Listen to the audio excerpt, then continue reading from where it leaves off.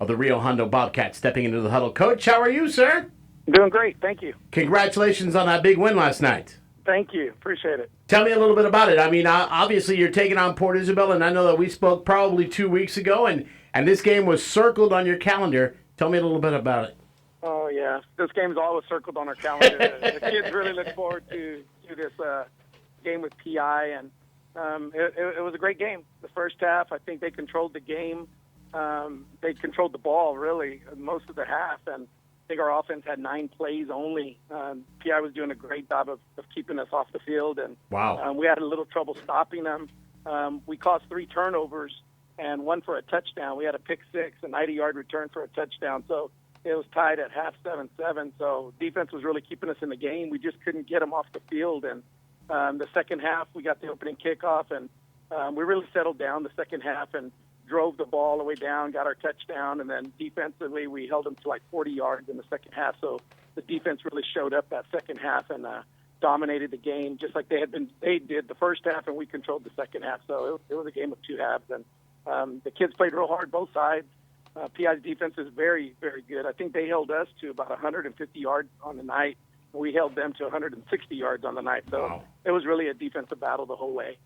And our O-line, I think, really was what was the difference in the game. The second half, our O-line, two big seniors in there, Ty Vasquez and Abram Ramirez, and those 2 guys just controlled the line right there, and we drove the ball. I think it was about a 75-yard drive to start off that second half, and I think that was the main difference. Coach, I had been reading a couple of social medias going back and forth. I don't know how your team does on social media, but there was some PI issues where they were, kind of critical of the defense and not real happy or impressed with the way their defense was playing. But from what you're telling me, it showed up last night. It did, and we're very good offensively. Their defense really showed up, and you could tell that first half, well, the whole game really, but that first half, they played with a lot of heart and energy, and it seemed like they had more energy than we did defensively. I mean, they moved the ball on us a little bit there in that first half. That a 10-minute drive, which was a killer deal for us, because being on the field that long defensively, your legs start going, and so their defense though played tremendous. I mean, I don't know why or who was being critical of their defense. I really think they have a very good defense. I was very impressed with them. So your defense is on the field 10 minutes. What are you telling your offense for 10 minutes? Well, the offensive guys, they I think the second half they just had all their energy. They really didn't do anything in the first half. So I think that second half when they came out, they were energized. I mean, they had done absolutely nothing. I think we had maybe 10 yards of offense at that point, and they really at halftime it was just a speech on defense, making adjustments. The offense made their adjustments, and we came out the second half and really executed real well. I thought should have had another touchdown there. I went for it was a 4th and from the 2-yard line and didn't get it, and so I knew defensively I was going to be able to hold them right there. It's a little bit easier to call defense when they're on the 2-yard line. So right. We were able to stuff them right there, and they planted. We got the ball on the 20-yard line, so we were able to score on that possession. So that took it up to 20-7. So once I knew I had that lead, I knew our defense was playing tremendous. A little bit of the worrying went away after that.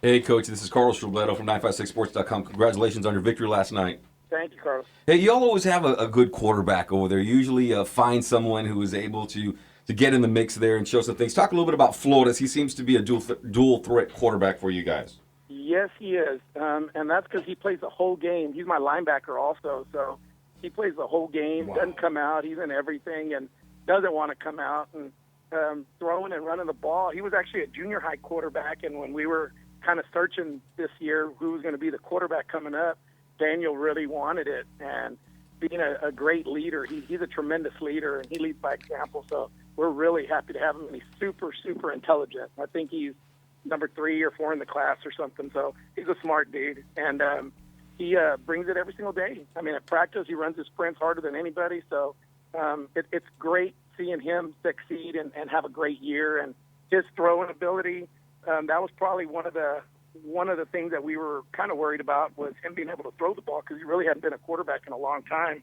And but have a good quarterbacks coach here and Ron Leach, and he's done a great job with tutoring Daniel, and Daniel, I knew he was going to be able to run with the ball. He loves to run with it. I mean, he's a tough runner.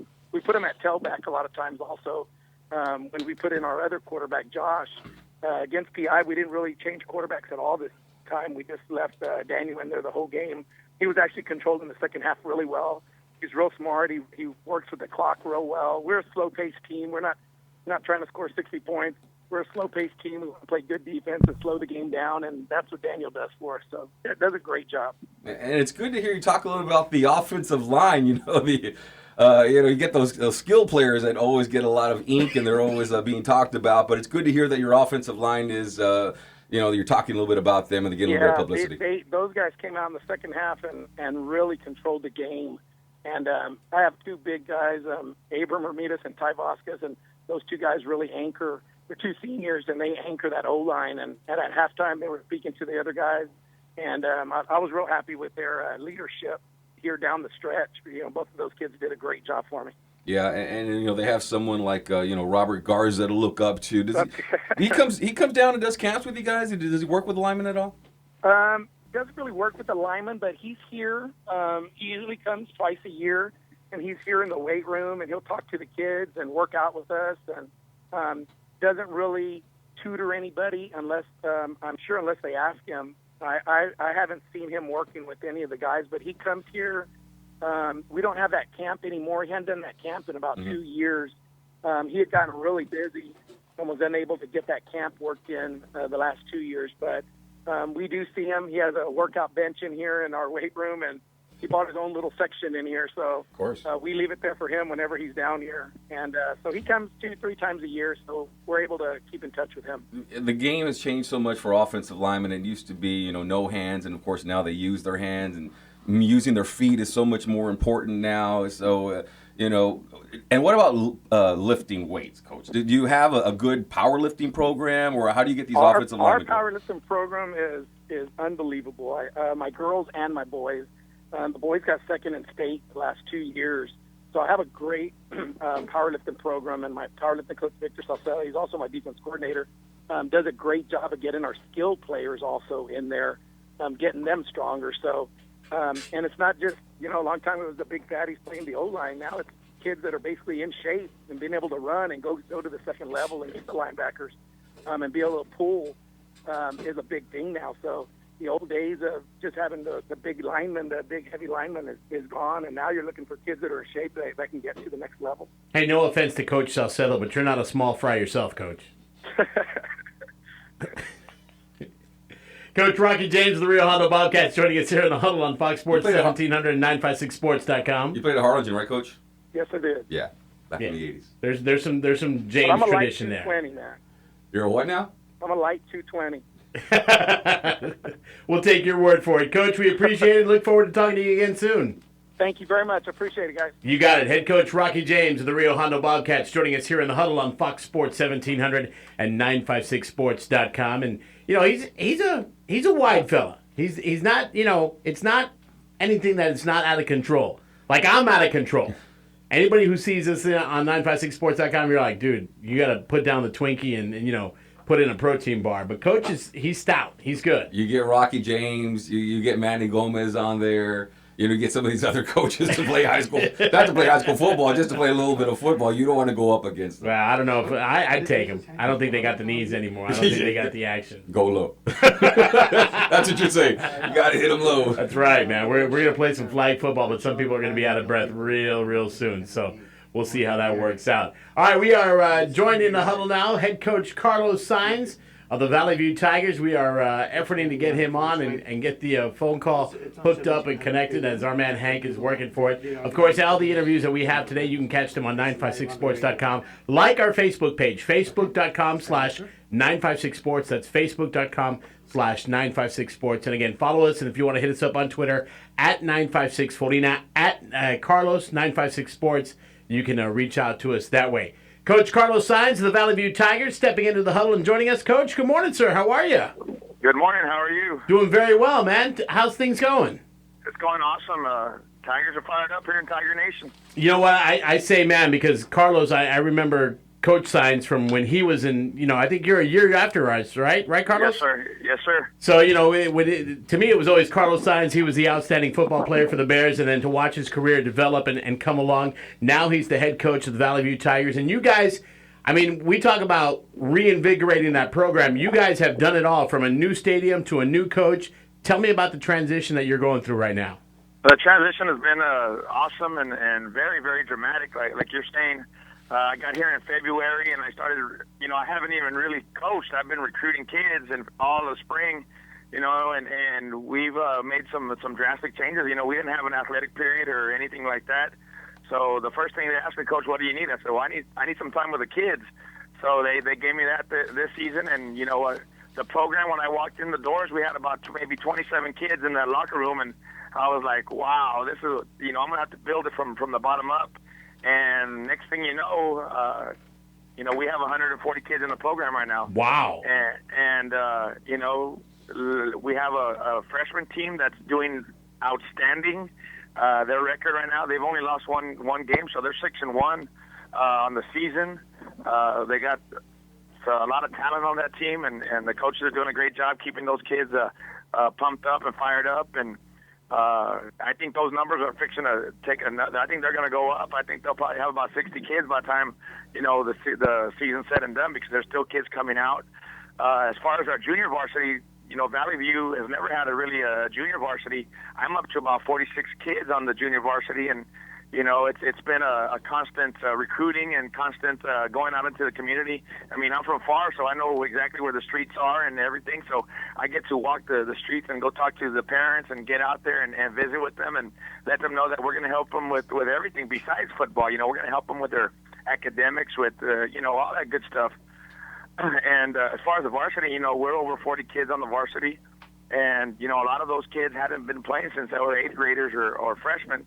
So a lot of these kids, these 10 games are the only 10 games that they have under their belts, as far as seniors. So we've come a long way as far as competing and so forth. Last night we played against a good Vela team, and, we scored 3 times on them, Yeah, which is something that a lot of people haven't done. And, considering what we had seen in the previous weeks from Valley View, where it was, a 6-2 loss or, 6-4, yeah, and against Pioneer, and Coach Walker came over, and he's like, that's Jason Walker, right? Wheeler. Jason Wheeler, yeah, he came over, and he's like, man, Science, you guys are very physical. And I said, well, we're coaching them up the best we can. And going from a nasty slot offense to a spread offense, we really hadn't found our trigger guy. And a sophomore baseball player came out, and his name's Richie Sanchez, and he gets the nod after our open week. We worked with him in the open week. Well, he comes out against Rio Grande City, and he rushes for over 100 yards and throws for 192 yards against Rio, and we go to 4 overtimes against Rio. And Rio Grande is a good football team. They've been in some tough games also. They beat Palm View. And Palm View is one of the better teams in the Valley. So for us to go toe-to-toe with Coach Carlos Longoria, who's doing a great job over there at Rio Grande City, speaks volumes of what we're doing over here as a coaching staff and as a community. And the community's been backing us up, man. Our stadium last night was packed to the very end. So they're excited about, what we're bringing to the table as far as the product we're putting out on the football field. But I think it just speaks volumes of what our superintendent has done here, and our board members are giving us that support, getting most of the kids in athletic period. We know we're one of the top 26 districts in the state of Texas. We're ranked 10th nationally in academics here. The classes here are grueling. As far as tutorials and all that good stuff that our kids have to go to, sometimes, we don't practice. We all go to tutorials. Even the coaches are in there tutoring the kids. So, you got to do what you got to do to get a program going in the right direction. And I think for the most part, there's some little things that we would like to improve on as far as the way it's going. But, it's we're on a train and we're moving fast forward. And, I think this off season, this season has been going awesome, and losing those real tight games, the whole season we've been in tight ball games. From week 1 when we played Southwest here on this field, Southwest, that score was 6-11. So our kids are battling and they're fighting hard and they're passing all their classes and they're doing everything we're asking them to do. And also the parents have backed us up 100%. So, I can't ask for anything more. I mean, a few wins here and there would have been great, but we're winning. They're coming, winning. brother. They're coming. Yeah, we're winning. Coach, this is Carlos Roberto from 956 Sports. Congratulations on getting the backing of the community and the parents and the kids to buy in. Your defense has been one of the bright spots for you guys. Yes, sir. Our defense, since I got here, they told me this kid plays here, this kid plays there. So what I did is I committed to the defense, and I'm coaching the offensive line. I'm an offensive line guy now. I played defense my whole career, and I played defense in college with the Howling playing for a national championship. So our defense was always stressed, and I was always stressed. Defense. I've been a defense coordinator for 14 years. The last 5 years, I've been coaching offense. So I learned that spread offense to the best of my ability off Coach Pena at Far North. And, we picked it up, and I brought Coach Valdez as the offense coordinator. I said, look, man, I'm going to leave all the horses on defense so our defense can keep us in ball games, and hopefully, we get a turnover or a break here and there, and we win some ball games. But we've been committed to the defense.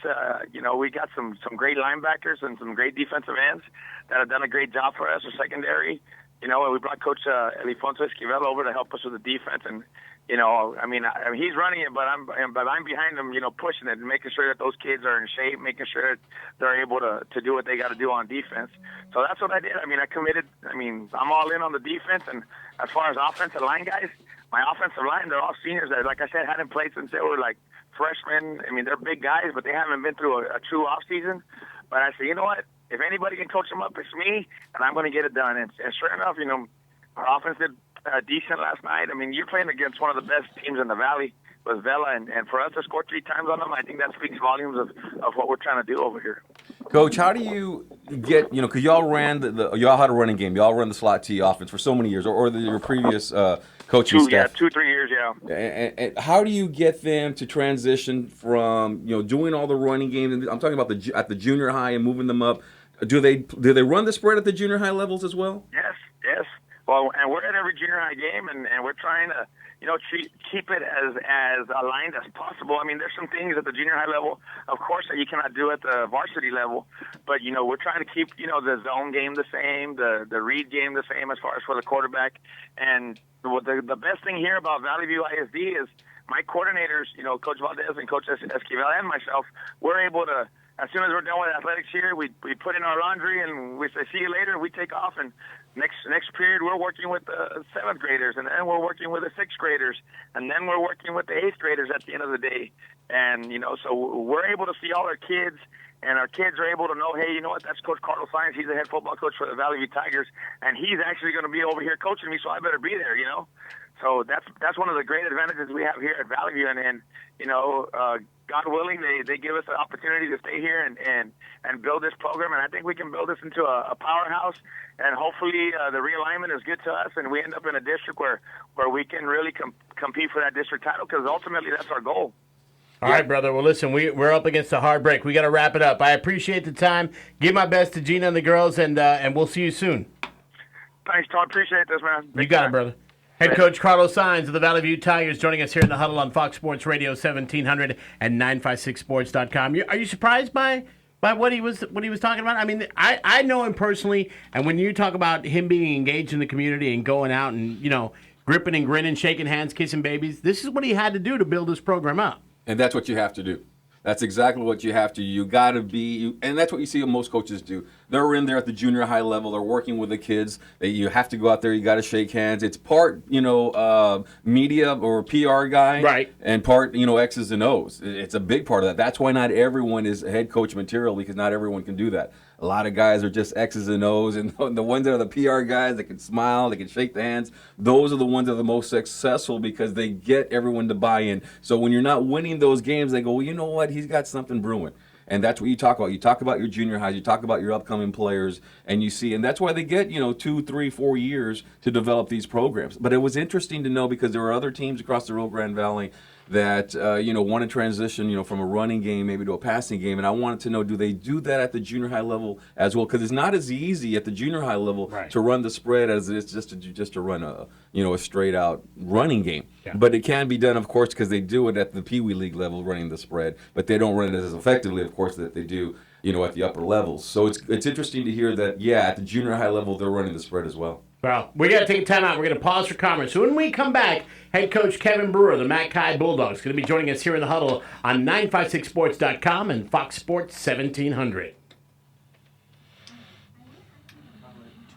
2 minutes from the open. We're going to come back top of the hour, ID and open. Okay.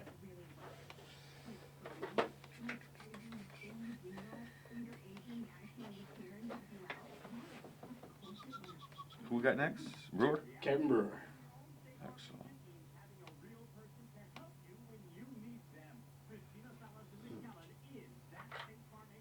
So, we don't need anybody else then, right? We're good? I think we're good. Okay, cool. We got Brewer at 11. We got Manny Gomez at 11:30. I figure you'll break down Mercedes and couch for What's us. the Brewer number? It Sure.